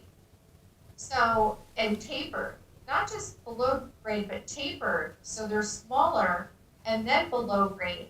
So it would have had very minimal impact to the neighbor to the west, and no impact also on the right-of-way between Sarkozy's and that bulkhead, because those boulders would basically have been underground as well. So it's kind of a moot point right now, and I know the board is not going to hold the application for 1, 2, or 3 years while the sand disappears. So at this point, it is a great opportunity for the applicants to hire, which I recommended, an engineer, perhaps even an attorney, to discuss what long-term solutions they could do and propose right now. So the whole goal is to, A, protect the structures. The only way to protect the structures from flooding is to raise the houses, period. Now, the boulders were only to try to retain the sand if an event had happened where the dredging didn't occur, or and it didn't occur. And as you had just seen in 2021 into 22, the water was basically up to the houses and under the decks. So the boulders would have potentially protected partially from a little bit of erosion, and would have contained the sand a little bit more than nothing, put it that way. Very temporary Band-Aid, just designed to protect the property from erosion in the event that the dredge spoil wasn't placed in a timely fashion and Suffolk County didn't do the dredge. And we can't rely on Suffolk County to do the dredge and sand. So a better plan needs to be devised to protect the whole stretch of beach, to not compromise any of the properties or homeowners. And then go back to the drawing board with potentially rock breakwaters. And this would be a perfect opportunity to experiment with Marty's suggestion of having a breakwater under mean high water, and or some type of perpendicular gabion type breakwaters on the beach per se, just to stop, to retain the sand, but to stop the energy of the wave before it hits those compromised properties, particularly these two that are within this application. And we all know that that bulkhead, if that bulkhead wasn't there, wouldn't be in this situation. So unfortunately, these owners are being punished, if you would, by the state and the town and what have you, letting that bulkhead go in, and now they are being punished because of it. But it's dominoing where it is in fact going down the beach, all the way down into like 26, and that was Caruso, and we did withdraw it because right now it's not necessary for that application to go forward the way it was designed. So these applications are not ready to go forward the way they were designed because conditions have changed. So I suggest elevations be done historically, elevations be done currently, and engineering reports be done with managing and exploring all different avenues. And potentially in the future, the applicants may choose to combine raising their house with a sand replenishment project, perhaps building a dune in front of the house. And Judy brought up the Psalms at Cowneck and the Ralston Estates, which are completely different projects. This is apples and oranges. There is no comparison between the two. Those were very high bluffs. I have had some projects in the town of Southold very similar to this over near Iron Pier Beach and the lake, down that stretch where it is more a level, and where the houses are being compromised. And what we did over there was we actually did some dune replenishment, and then we actually, in some areas, we did one line of boulders that were topped with a dune sand. So it actually built up a dune in front of the house, and that seemed to be working because that retained the plantings better than rocks in one line being recessed under grade.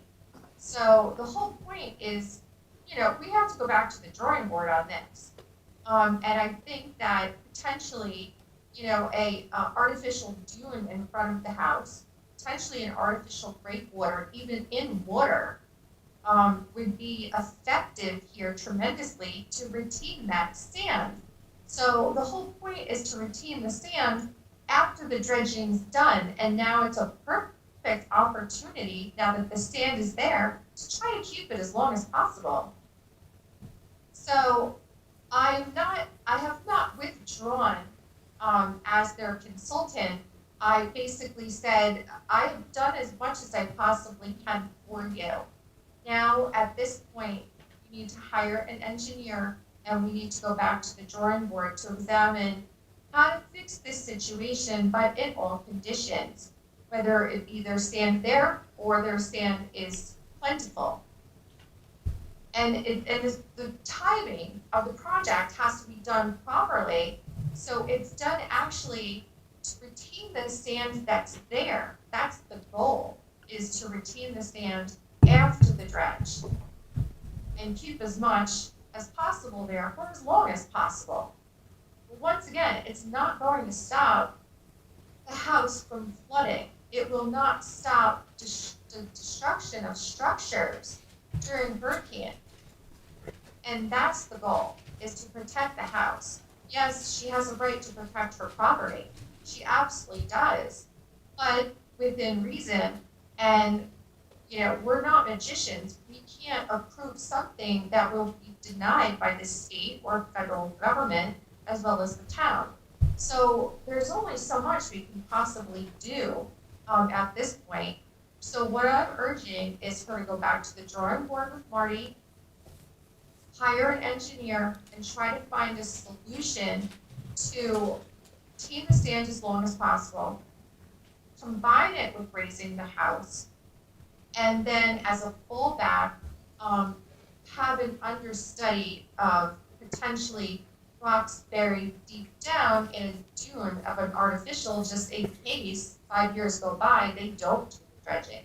And then she's in big trouble because now her house is going to be destroyed. So that's all I wanted to say basically is I did what I could.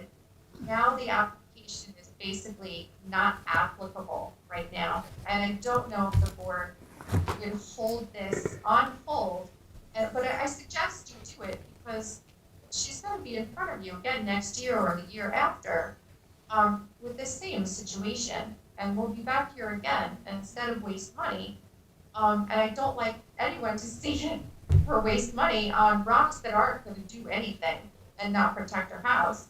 I'd rather spend $50,000 raising the house than throwing some rocks on the beach, because at least I know the house will be protected. So that's all I wanted to say is I have done the best I could as her consultant and design with what I had to work with. And because the state dragged their feet, there's not much I can do right now because the conditions have changed. Gina, before you go, would you clarify, are you speaking now as a member of the public, or are you speaking as part of the applicant? I'm speaking as representative of the applicant still. I'm still under retainer, but I did ask her to please start exploring other options, hiring an engineer to take over from here. Thank you.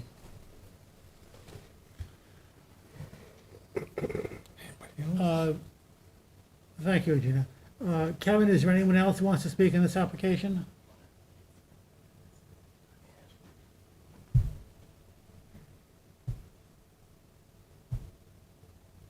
No more hands are up, so I guess not. Thank you. So I'd like to just summarize and move on to the next step. We've heard much testimony. You've all heard it. And the overriding feeling that I'm getting from all this testimony is that we haven't zeroed in together on some solution to the problem. The problem has been well described as the cause, the impact, and the concern of what happens in the future with the natural elements which usually prevail. We are limited, our board is very limited in what we can do. We are driven by Chapter 325. And we have to look at 325, and our decision has to be within the scope of what we've been empowered to do. But there's a process laid out of what we're empowered to do also. And one of the parts that has come through in the testimony in a few places is the need to look at this further. The legal terminology that the code uses is exploring alternatives. There may be some combination that will work on this property. We're not there yet. There's more work that needs to be done. More clarification needs to be done. Something that we need to be very clear about is that whatever action is done on this property, it needs to have minimal impact on other properties. We're experiencing here what happened when that was not the case. So we have to be careful that we don't exacerbate what's going on right now. We need to adjourn this to a later date. There is some work to do, and we've heard of some possible alternatives. I recognize that the applicant has not gravitated towards some of the suggestions, particularly in raising the house. I would urge you to at least explore the possibility of that and see what it would take. Because that is something that can be done locally by this board and by the applications here. Some of the other things of putting something out in the water is bigger than us. That requires DEC approval. And although I think that is approaching what needs to be done, something more regional and macro, that's a longer term exploration. That we may not have what it takes to do that, and we may not have the time to do that. So at this point, let's schedule an adjournment. It's important to, Judy, I would suggest you and Marty do have some more communication and see what some of the possibilities are that can be presented. But we need to set a time now in the future to come back again. And we need some advice on your part to see how much time you would need for that. What's our schedule? Well, late April into May are the best times. Everything else is full, but up until then. April 26th or later. My suggestion.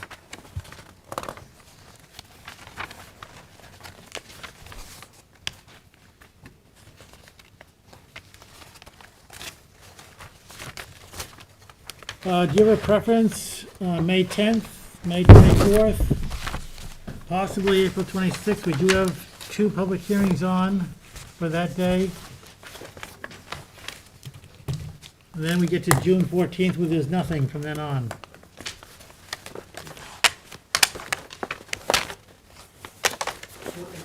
Sure. I do not have a preference. I really don't have much to say at this point. Then let's schedule for June 14th. We have nothing on there, and that'll give us plenty of time for more discussion. Motion to adjourn until June 14th. Second. All in favor? Aye. Opposed? Thank you all.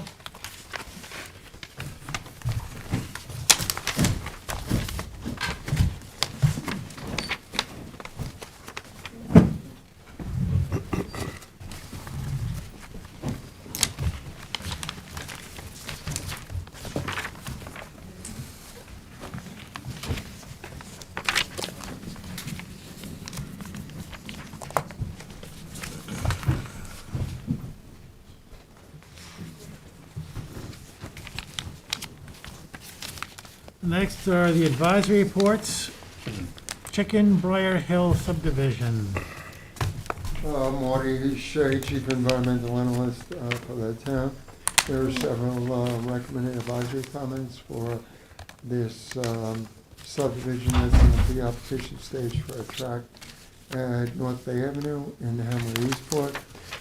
First indicates that the tract contains one of the last remaining large unfragmented blocks of exemplary oak-dominated forest within an otherwise residentially developed area between Montauk Highway and Old Country Road. The parcel consists of glacial outwash plains marked by a broad valley descending towards the East River with greater than 15% slopes. Second, the existing topography needs to be preserved to the maximum extent practicable. To that end, the Conservation Board recommends that the subdivision map be revised to shift proposed lot 4 to the southerly end of the parcel as a flag lot being behind proposed lot 4, lot 1, thereby preserving large block open space to the north and east. Additionally, proposed lot 3 needs to be reconfigured to provide access along the northerly lot line adjacent to the existing asphalt drive to relocate the required innovative alternative on-site wastewater treatment system away from the existing steep slopes. The relocation of the IAOWTS may necessitate connecting 3 adjacent properties to public water. 4, in order to preserve the existing steep slopes, a slope and conservation easement also needs to be established on proposed lot 3, which prohibits clearing or alteration of the existing steep slopes. 5, reconfiguration of the subdivision as outlined in items 2 through 4 above will provide a needed open space connection and habitat linkage between the preserved land owned by the Peconic Land Trust on the west side of North Bay Avenue and the town-owned properties to the east of the track. 6, moreover, the reconfigured subdivision will safeguard the existing steep terrain, which is noteworthy to the region. 7, clearance and site disturbance limitations need to be imposed in order to protect the underlying aquifer and surface water quality, modeled after the standards set forth in section 330-67, which is protection of natural vegetation.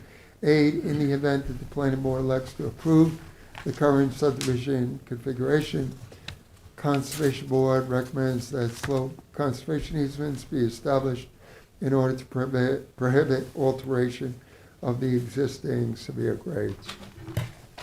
Motion to send these comments to the planning board? Second. All in favor? Aye. Opposed? Dean Van Tassel. This is a subdivision is pre-application stage for a property at South Road, West Hampton. There are several recommended advisory comments. The first is tract for which the 2-lot residential subdivision approval is being sought is located outside of the town's wetland permitting jurisdiction, but falls within the bounds of the Beaver Dam Creek watershed and within a town-designated high-priority water quality improvement zone. 2, Beaver Dam Creek is a main tributary to Apicook Cove in the larger Mauritius Bay.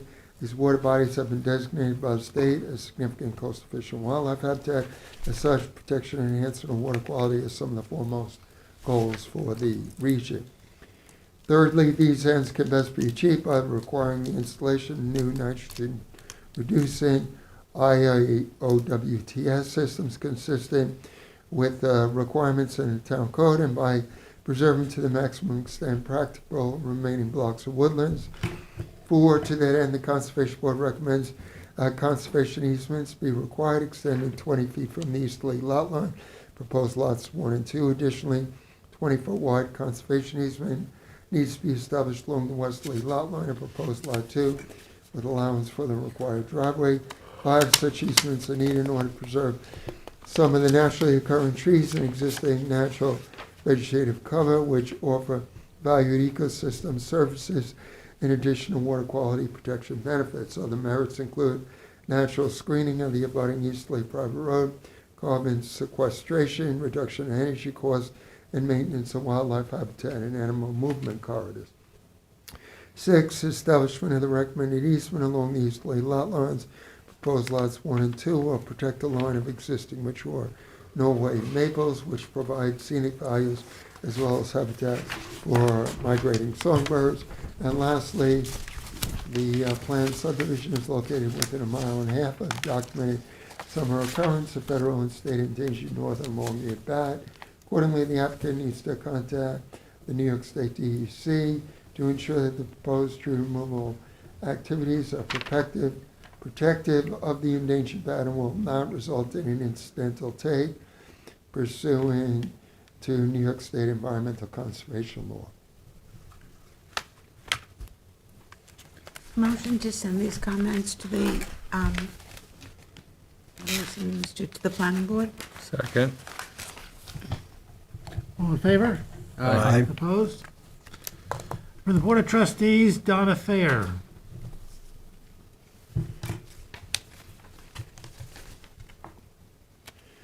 This is a residentially developed property in the hamlet of Norhead that fronts on Sag Harbor Cove. The first advisory comment speaks to that, as it indicates the premises for which dock approval is sought fronts on Sag Harbor Cove and contains town and state regulated tidal wetlands, and notes that the cove is one of the largest embayments in the Peconic Estuary, which has been federally recognized as one of 28 estuaries of national significance. Second, the second comment indicates that the plan's been reviewed and that this board recommends that the location of the proposed dock be shifted to the east, take advantage of the area already disturbed by the existing stone footpath to the water.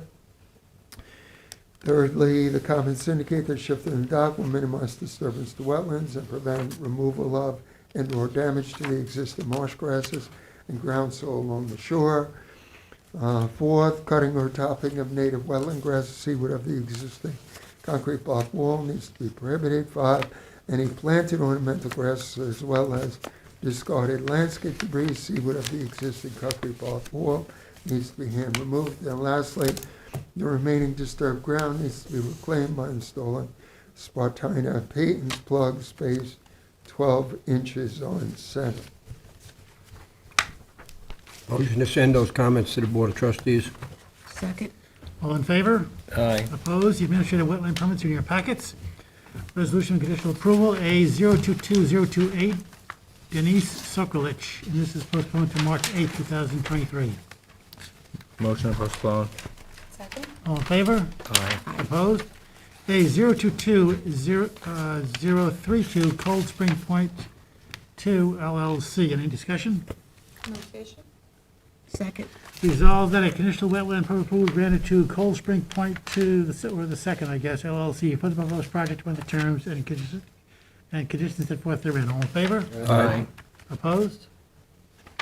A 022096, Sherry Meyerson and Mitchell Meyerson. Any discussion?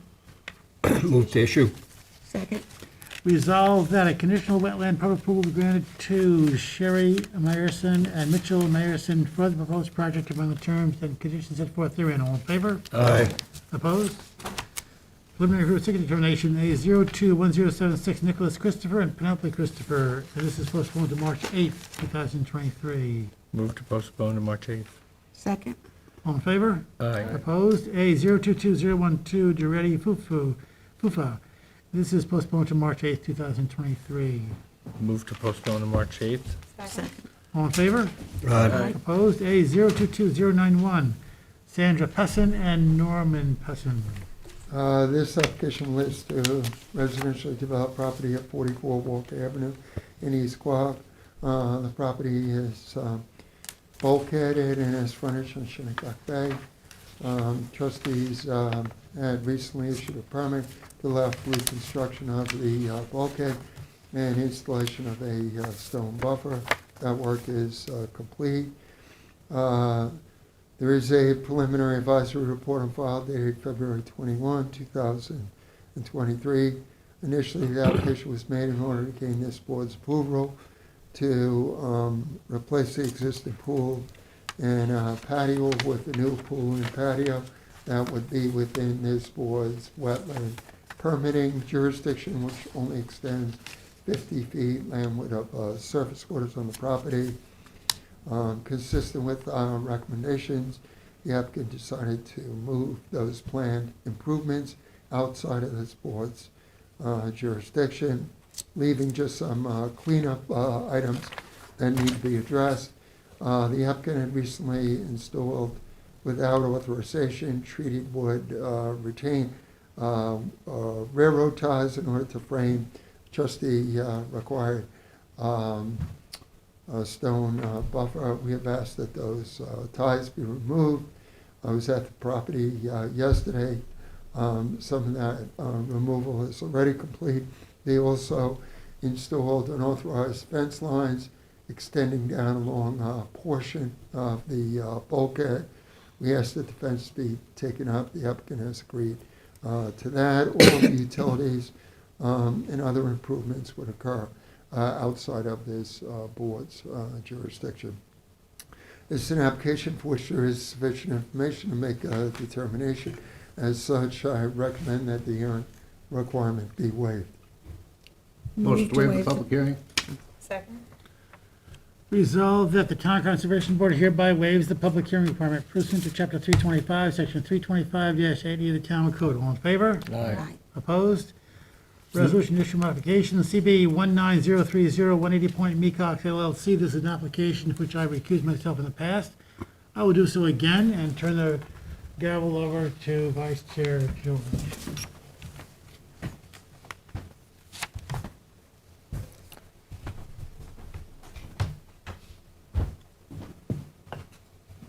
You're dying to use that gavel, aren't you? You're dying. This application relates to a property that is undergoing residential redevelopment consistent with a permit issued by this board while the construction was underway. The applicant encroached within the required covenant and naturally vegetated buffer and designated wetland preservation area. Large quantity of existing natural vegetation had been removed. We asked the applicant to come forward with a restoration plan. They had to revise the drawing several times, but now have an excellent plan before us. And in order to reclaim the damaged areas, they need to obtain a modified wetland permit from this board. They also need to install an elevated utility platform and stairs that would be built north of the proposed pool deck within the construction parameters formally set by this board. The activities that would be authorized via this resolution will not result in any additional adverse wetland impacts. They will in fact be beneficial in terms of wetland preservation and enhancement. As such, the resolution before you is to modify the existing permit to allow the applicant to go forward with the required on-site restoration and to build the required elevated utility platform. Motion to issue the modification. Second. Be it resolved that the wetlands permit modification be issued to 180 Point Mecox LLC for the proposed project under the terms and conditions set forth therein. Be it further resolved that such permit shall be valid until March 12th, 2023. All in favor? Aye. Opposed? Next is a covenant interpretation to an amendment, A02209591 Carbile LLC, and the applicant would like it to be postponed to March 8th, 2023. Motion to postpone to March 8th. Second. All in favor? Aye. Opposed? Next is a resolution to withdraw a permit application, A180286, Hampton Bays Water District. Motion to withdraw the application. Second. All in favor? Aye. Opposed? Therefore, be it resolved, Town Conservation Board hereby accepts the withdrawal without prejudice of wetlands application A021090. I'm sorry, that's the wrong one. 180286. The next application is A021090, Anthony Caruso and Victoria J. Caruso. Motion to accept the withdrawal. Second. Therefore, be it resolved that the County Conservation Board hereby accepts the withdrawal without prejudice of wetlands permit application A021090. All in favor? Aye. Opposed? Motion to adjourn. All in favor? Aye. Opposed? Thank you all. You got your thing went off while you were talking. Yeah,